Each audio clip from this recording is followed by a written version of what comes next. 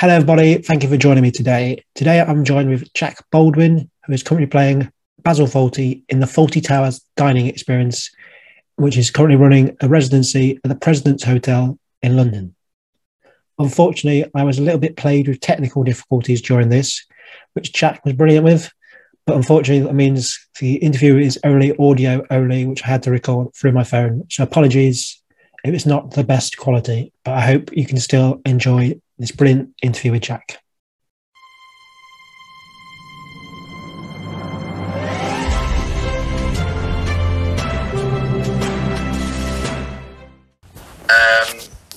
Well, it's a 2-hour show that's a mixture of sort of theatre and an immersion, interactive theatre. So it happens kind of site specifically in a hotel. Mostly, we've got our residency in central London at the President Hotel. I should definitely get the plug in. And it's the audience arrive. They're seated by Basil, Sybil, and Manuel, and served by them. And you kind of see the chaos of their lives around it that you are immersed in at the same time. Yeah. So it's not as though you're sitting down having dinner and watching a show over there. It's happening whilst you're in it. Yeah. It sounds great fun, to be fair. Yeah, it is. What kind of obviously attracted you to the role? Obviously, the sitcom's so well beloved. Well, indeed, I think it's kind of a bit like the Beatles, like growing up in the UK. Like somehow you just know all these quotes and songs and all that because it's just ever present in most people's lives. So growing up, finding it funny, and then not that I was attracted to putting my own spin on it, but it's a bit like, without sounding too pretentious, like the great Shakespearean roles. It's like, oh, you get to play this amazing character, and it's wonderful when you when you absolutely nail it and you get the jokes right and people laugh at the right things and the smiles on people's faces is a wonderful experience. But is there obviously, as you say, the sitcom, as you said, but is there kind of that pressure then to take on the role? Because obviously people are coming in knowing kind of John Cleese and obviously that that interpretation. Very much. Yeah, and it is quite iconic. And I mean, obviously there are super fans who know the minutest detail, but even fairly casual fans know the most important things. So it's the way that you can't see it on the screen, but where his hands move and how they interact with each other, the costumes, is important to get right because when you first walk into the room, if you don't look right, they don't believe it, and then the whole show starts falling down in the wrong way. Yeah. And you even you get people like trying to feed lines from the show, which we sort of try and deal with in character with our own sort of version of it without dismissing them, but we're not parroting the text. It is our own piece of work that homages as many of the episodes and great moments as it can. Yeah, obviously, do you kind of reach back? Obviously, when you get in the role, do you kind of have to reach back to that, or was that not helpful in a way? Because obviously, then you kind of I guess you've got to be in a way a bit John Cleese, but you want to be yourself, don't you, as well? Yeah, I found for a while that every time I watched it for research to get back, to what it's meant to be, I found there was too much pressure because all I could see was all the differences. Yeah, and people said, "Well, actually, you're a tall man who gets angry sometimes, so it's kind of perfect." So, that's what it is. Some people will watch a clip, like a 5-minute clip, before every single show.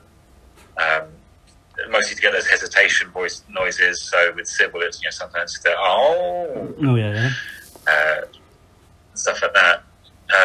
Every now and then I'll watch it just to sort of touch base, or if we're rehearsing new casting, definitely and tell them to watch it endlessly. So it's kind of every person has their own relationship with it, I guess. Yeah, and kind of, what do you do to get into character? Like you say, obviously some people watch kind of 5 minutes of it. What do you kind of personally do to get into Basil?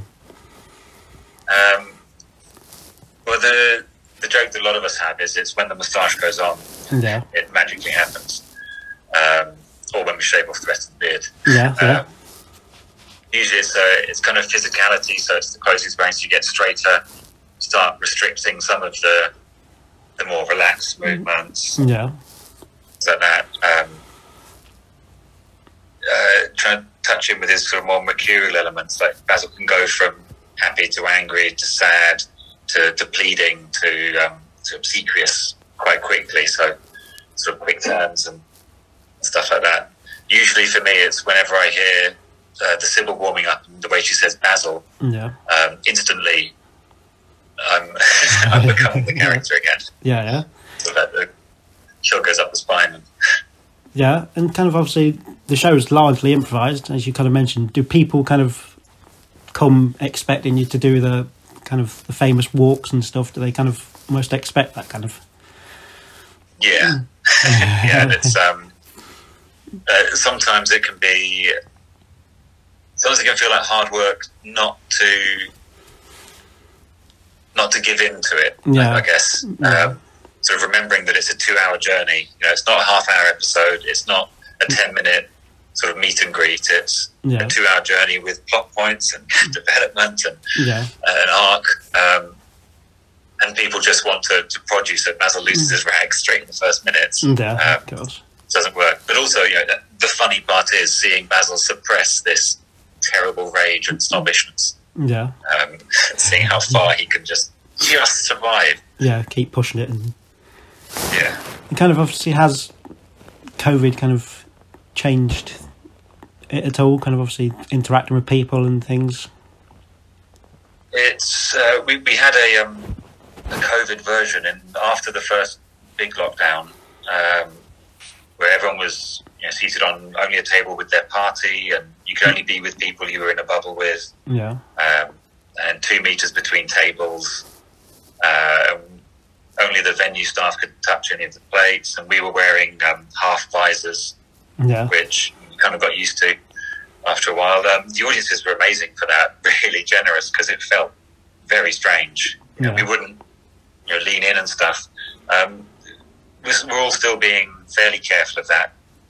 And the audiences are as well. Like, you can tell when people are a bit uncomfortable. Yeah. But generally, it's just being sensible with it, not crawling all over people and stuff like that. Yeah, of course.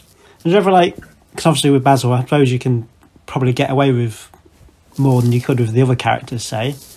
Is there ever kind of you ever think, what's the kind of furthest you can push it, I suppose? Yeah, I think it is a really hard thing of knowing where the line is. Yeah. And it's, I suppose it is something that you can learn, you can train and develop. It's kind of the instinct of when an audience member is playing and having good fun, or when they're scared or intimidated. I think knowing that it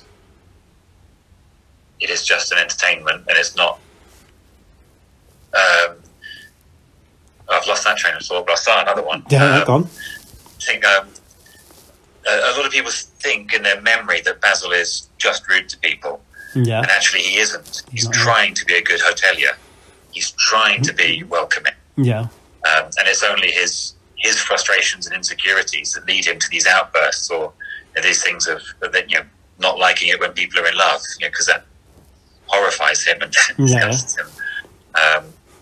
So he's very rarely actually rude to people or about them. He's just intolerant of them being near him. So remembering that and sort of allowing Basil to lose, if that makes sense. Not always trying to outdo people. It's about Basil looking pathetic, really. Yeah. Because then you get the fall from his arrogance that he is king of his little tower. Yeah. So, obviously, the experiences involves kind of the dining element as well for the audience. Kind of obviously, how does that combine then with the performance kind of element? There's some of the story that is incorporated into it. Generally, when people are eating, we don't interfere with their of course eating, because that would just be annoying. But there is some stuff we do around it, and that's the more improvised section is when we're going table to table, just asking how people's meals are, which can go well or it can go badly, or it can go very simply. And it's factored in, so sort of out of that, we go into sort of the more scripted elements of it, and back into the narrative, and then back into meals. So it's kind of ebb and flow with it. Yeah. Do you ever find like people then are almost playing characters in the audience, kind of not getting, they're kind of coming, obviously knowing it. Like you say, obviously some people come with the lines and stuff. Do you almost feel like some people are like playing back to it, kind of, rather than their natural reaction, I suppose? Definitely. I'd say every single night somebody tries to be the American asking for a Waldorf salad. Sometimes you get people wanting to be the Major, or sometimes Mrs. Richardson, or the two ladies. People generally don't insist on it too much. They they want their little bit of interaction, and they're usually quite happy after that. And then also when they realise that actually it's essentially a play that's happening around them, they're quite content watching it. But it's nice when there is a Major, when there's someone who looks like you, and then you can, obviously interact with them. Bounce off it, I suppose. But what would you say kind of been your kind of highlight or highlights of playing Basil so far?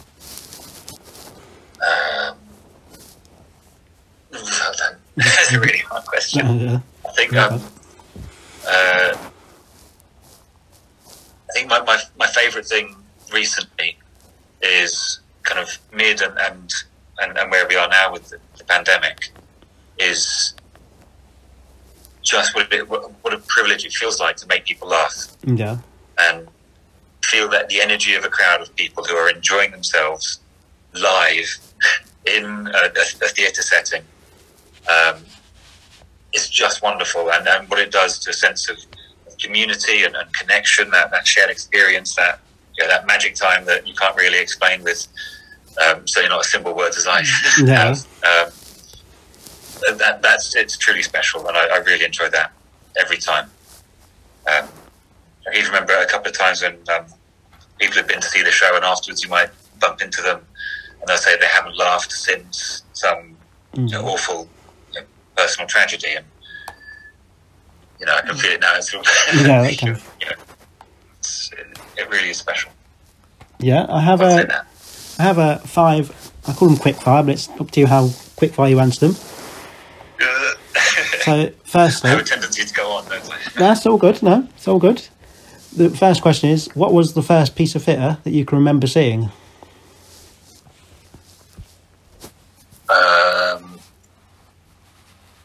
I have gone completely blank. Probably Starlight Express. Very good. What, in London, would it? In the West End. Very good. And what would be kind of your favourite piece of theatre that you've seen?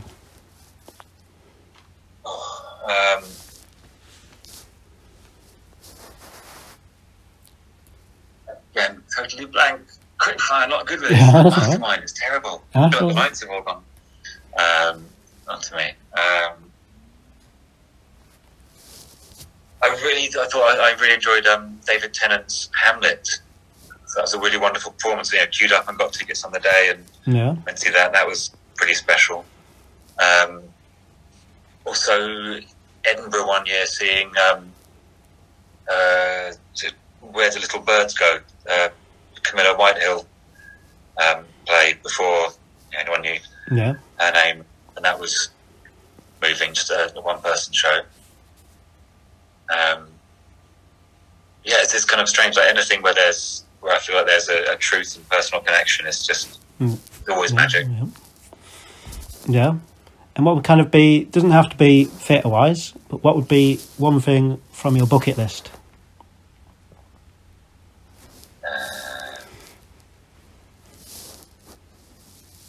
to do a Hollywood movie.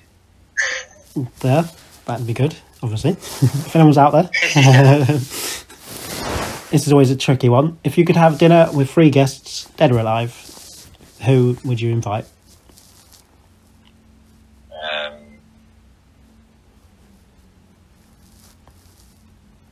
This gives me terrible things, because there's so many great options, and I have this thing within me where I try and avoid the obvious answers all the time, even though I end up saying very obvious things. But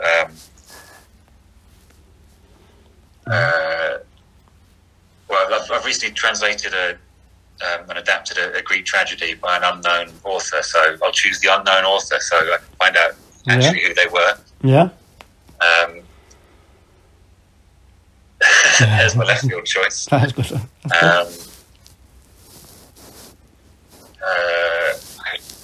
David Bowie, so I can say I met him. Yeah. And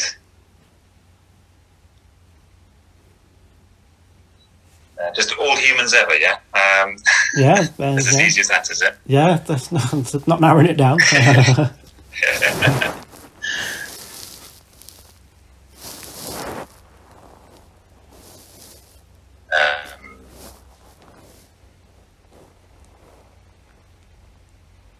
Virginia Woolf. Very good, very good. What would be the best piece of advice you've ever been given?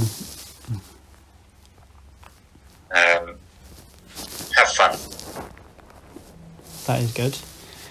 And if you could ask Basil one question, what do you think you'd ask him? Is it alright if I have a guest back to my room tonight? That's going to be a no. Yeah, and the final question I have for you today would be simply, why should people come and see the Fawlty Towers dining experience? I think people should come and see the show because certainly they'll enjoy themselves. The people who are used to traditional theatre, they'll have their they have a different experience than what they're used to. It's fun, it's silly, you get a meal at the same time. For people who maybe aren't used to theatre, you'll get entertained in a way you're maybe not used to. And it's fun and it's silly. Yeah. And it's a good night out.